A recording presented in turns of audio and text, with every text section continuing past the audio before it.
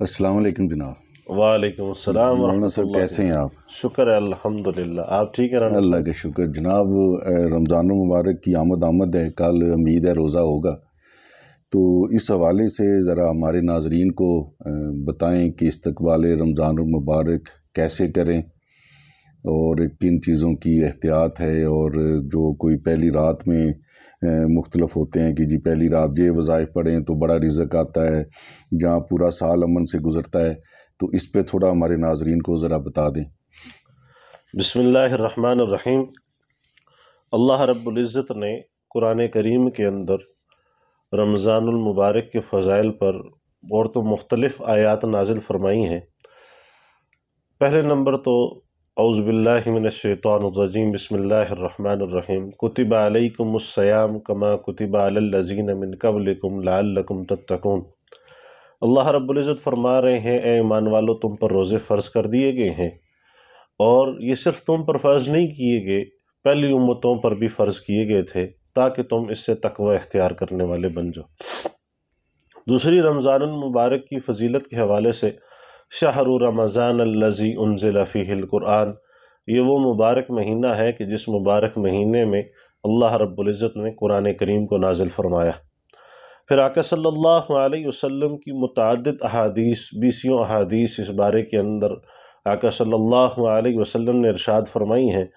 من صام رمضان ایمانا واحتسابا غفر له ما تقدم من ذنبه، من قام لیلۃ من الرمضان ایمانا واحتسابا غفر له ما تقدم من ذنبه، من قام لیلۃ من لیلۃ القدر ایمانا واحتسابا غفر له ما تقدم من ذنبه، یعنی جس نے روزہ اللہ کے حکموں کے مطابق گزارا، خشوع اور خضوع کا خیال کیا، حلال کام کیا، حرام سے بچتا رہا، تو اللہ رب العزت فرماتے ہیں کہ میں اس کے پچھلے سارے گناہ معاف کر دوں گا۔ اسی طرح رمضان میں تراویح کی عبادت، اسی طرح لیلۃ القدر کی عبادت۔ پھر آقا صلی اللہ علیہ وسلم کا ارشاد ہے، الصوم لی، اللہ پاک فرماتے ہیں کہ روزہ میرے لیے ہے، وَأَنَا أَجْزِي بِهِ وَأَجْزَى بِهِ، کہ اس کی جزا بھی میں دوں گا یا میں ہی اس کی جزا ہوں۔ اس پر محدثین اکرام کی مختلف رائے ہیں۔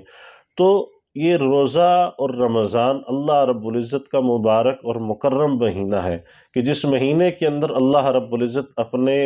بندوں پر موسلا دار بارش کی طرح اپنی رحمت برساتے ہیں، اور کوئی بندہ بھی اللہ رب العزت کی اس موسلا دار بارش سے برس نہیں سکتا سوائے وہ لوگ کہ جو اللہ رب العزت کو نہ ماننے والے ہوں، رسول اللہ صلی اللہ علیہ وسلم کو نہ ماننے والے ہوں، اور پھر دین کے اندر اپنے طریقے سے دین کو ایجاد کرنے اور دین کے اندر فساد برپا کرنے والے ہوں۔ صرف وہی لوگ اس رحمت سے محروم رہتے ہیں، اور جو لوگ اللہ رب العزت کی رحمت کو طلب کرنا چاہتے ہیں، اللہ رب العزت کی رحمت ہر وقت ان پر برسنے کے لیے بےتاب رہتی ہے۔ پھر اللہ رب العزت نے اپنے حبیب صلی اللہ علیہ وسلم کے ذریعے ہمیں بہت سی چیزیں عنایت فرمائی ہیں، جیسے اس کے پہلے عشرے کے بارے میں آتا ہے، آقا صلی اللہ علیہ وسلم نے ارشاد فرمایا، اولہ رحمت اوسطہ مغفرت وآخرہ عتق من النار، کہ پہلا عشرہ رحمت ہی رحمت ہے، دوسرا عشرہ مغفرت ہی مغفرت کا ہے، اور تیسرا عشرہ عتق من النار یعنی جہنم سے آزادی کا پروانہ۔ پھر اللہ رب العزت نے روزے دار کے لیے بہت سے انعامات رکھے ہیں۔ ایک انعام اس میں سے یہ ہے کہ اس کے منہ کی بدبو جو بھوک کی وجہ سے اس کے منہ سے اور معدے سے نکلتی ہے، وہ مشک و عنبر سے زیادہ اللہ رب العزت کو محبوب ہے۔ پھر اس روزے دار کے لیے سمندر کی مچھلیاں بھی اس کی مغفرت کے لیے دعا کرتے ہیں۔ پھر وہ روزے دار ہر وقت اللہ رب العزت کے سامنے اور نظروں کے سامنے ہوتا ہے کہ وہ روزہ ایسی عبادت کر رہا ہے کہ جس عبادت کے اندر دنیا کے کسی فرد کو تو دھوکہ دیا جا سکتا ہے،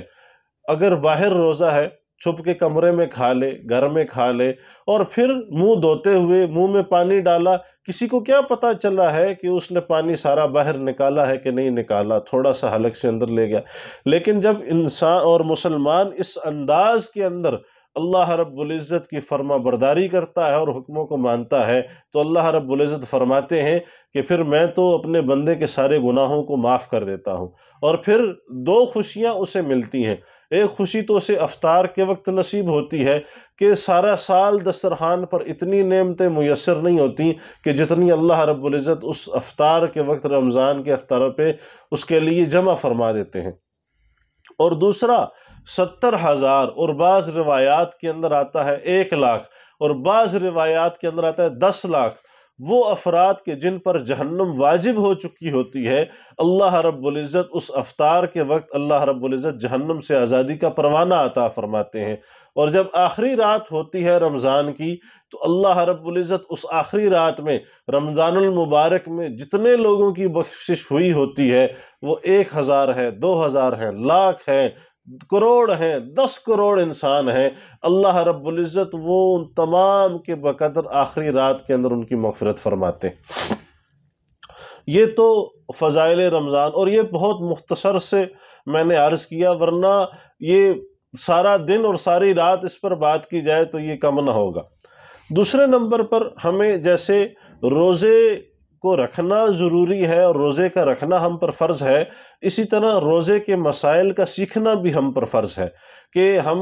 پتہ نہ ہو کہ روزے کے مسائل کیا ہیں، روزہ کس وقت رکھنا چاہیے، کس وقت اس کو جو ہے افطار کرنا چاہیے، اس کے اندر کون سے معاملات ہونے چاہیے، جب تک ہمیں یہ پتہ نہ ہو تو پھر روزے کا رکھنا بیکار ہے۔ تو سحری میں جو ہے کیا احتیاط کرنی چاہیے؟ کہ کچھ لوگ تو اذان ہو رہی ہوتی کھا رہے ہوتے ہیں،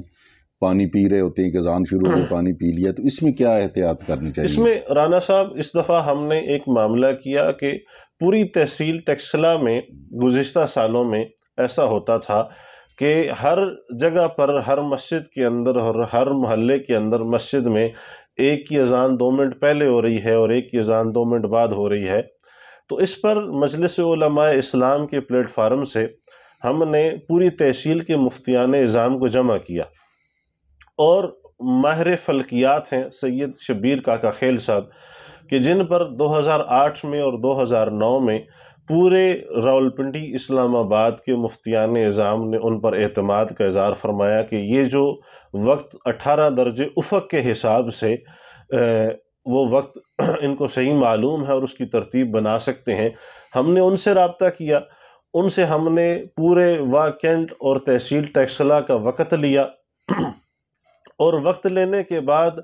ہم نے اس پر پھر مفتیان اعظام کو بٹھایا، اس پر سارے مفتیان اعظام جو تحصیل ٹیکسلا کے بڑے بڑے ادارے ہیں ان کو بٹھا کر ان سے وہاں یہیں پر مرکزی جامع مسجد میں ان کا اجلاس ہوا، اس پر وہ متفق ہوئے، اور پھر ہم نے اپنے اس فتوے کو ملک پاکستان کے بڑے بڑے جو دارالافتاء ہیں، جیسے حضرت مولانا مفتی محمد تقی عثمانی صاحب دامت برکات العالیہ کا دارالافتاء ہے، اسی طرح بنوری ٹاؤن کا ہے، اس طرح لاہور کا ہے، فیصل آباد کا ہے، پنڈی کے ہیں، ہم نے ان سے باقاعدہ یہ فتاوی جات منگوائے ہیں، اور اس کے لیے ایک وقت مقرر کیا ہے کہ اس وقت کے بعد جو بندہ سحری کرے گا اس کا روزہ نہیں ہوگا۔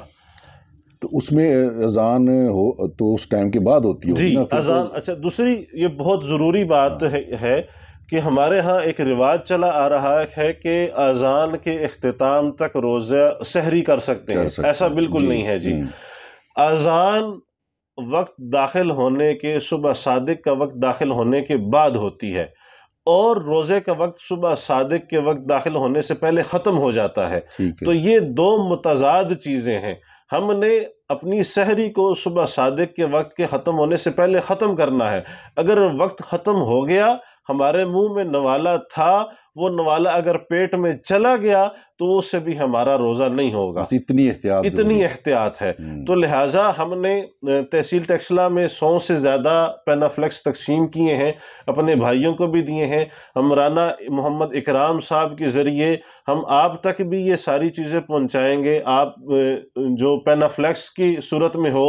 یا ہم واٹس ایپ کی صورت کے اندر ہو، ہم یہ پہنچائیں گے۔ تو لہٰذا مہربانی فرما کر جو اذان ٹی وی پر ہو رہی ہے وہ پنڈی اور اسلام آباد کے وقت کے حساب سے ہوتی ہے، اس پر نہ سحری کی جائے اور نہ اس پر افطار کیا جائے۔ اپنا جو تحصیل ٹیکسلا کا اور واکینڈ کا وقت ہے اس وقت کے حساب سے سحری اور افطاری کی جائے، جو اپنے شہر کا جو بھی ٹائم ہے اس پہ ختم کی جائے۔ اسی طرح پورے پاکستان میں جیسے لاہور کا وقت ہے تو لاہور کے مفتیان نظام نے جو وقت مقرر کیا اس حساب سے، کراچی کا وقت ہے، پشاور کا وقت ہے، تو ہر بندہ اپنے وقت کے حساب سے سحری بھی کرے اور افطار بھی کرے، اور برائے مہربانی اس جو ٹی وی کی اذان ہے اس سے جو ہے وہ بچا جائے اور اپنے رمضان کے اوقات کو اس میں کیا کہتے ہیں کہ کامیاب کیا جائے اس میں اپنے آپ۔ تو اسی طرح افطار ہے وہ بھی اذان، تو کچھ علماء جو ہیں وہ اذان بعد میں روزہ کھول کے اذان دیتے ہیں، کچھ جو ہیں وہ فوراً اذان دے دیتے ہیں، تو اس میں کیا احتیاط؟ اس میں احتیاط یہی ہے کہ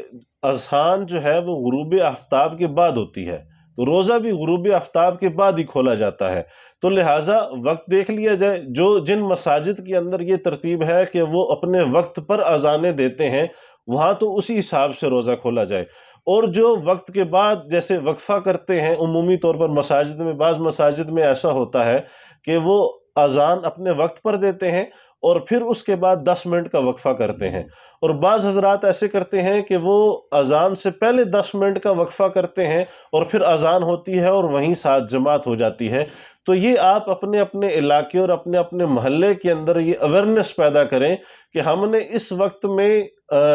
روزہ کھول دینا ہے، اذان اس وقت ہوتی ہے تو بہت اچھا ہے، اگر اس وقت نہیں ہوتی پھر بھی روزہ افطار کر لیں اور اذان کا انتظار نہ کیا جائے۔ تو پھر سائرن کے ساتھ آپ کہتے ہیں روزہ، جو سائرن مختلف علاقوں میں بجتے ہیں اس کے ساتھ روزہ افطار کیا جائے، اسی کے ساتھ بند کیا جائے؟ جی اگر وہ ان کا وقت صحیح اس وقت کے حساب سے ہے تو پھر سائرن کے ساتھ بند کر لیا جائے اور کھول لیا جائے، اذان کا انتظار نہ کیا جائے۔ بس اس میں اتنی احتیاط ضروری ہے؟ اتنی احتیاط بہت ضروری ہے۔ اچھا، اس میں ایک اور بات بتائیں کہ جو شیعہ علماء ہیں وہ 10 منٹ بعد روزہ کھولتے ہیں، جی اس میں کیا حکمت ہے؟ ان کے نزدیک وہ کیا دلائل دیتے ہیں کہ 10 منٹ بعد روزہ کھولا دیکھیں، جائے؟ اس پر تو ہم چونکہ احناف کے مقلد ہیں اور احناف کی بات کرتے ہیں تو ہمارا جو طریقہ کار ہے وہ ہم احناف کے تحت بات کرتے ہیں، وہ چونکہ فقہ جعفریہ کے حوالے سے بات کرتے ہیں، ان کا اپنا مسلک ہے، ہم ان کے مسلک کے حوالے سے کوئی بات تو نہیں کر سکتے، لیکن یہ بات ہے کہ ان کو جو شیعہ حضرات ہیں وہ اپنے وقت کے حساب سے روزہ کھولیں، اور جو اہل سنت والجماعت ہیں، جو سنی ہیں، وہ اپنے وقت کے حساب سے روزہ کھولیں، اس پر ان کے وقت کا اعتبار یہاں نہ کیا جائے اور ہمارے وقت کا اعتبار وہ نہ کریں۔ بہت شکریہ سر آپ کا، بہت شکریہ عوام کے لیے، آپ نے اتنی اچھی معلومات دی ہیں اور استقبال رمضان کا بھی آپ نے بہت اچھے طریقے سے بتایا ہے، تو بہت شکریہ آپ کا۔ انشاءاللہ دوبارہ پھر آپ سے رمضان مبارک کے مسائل کے حوالے سے دوبارہ بات چیت کرتے ہیں۔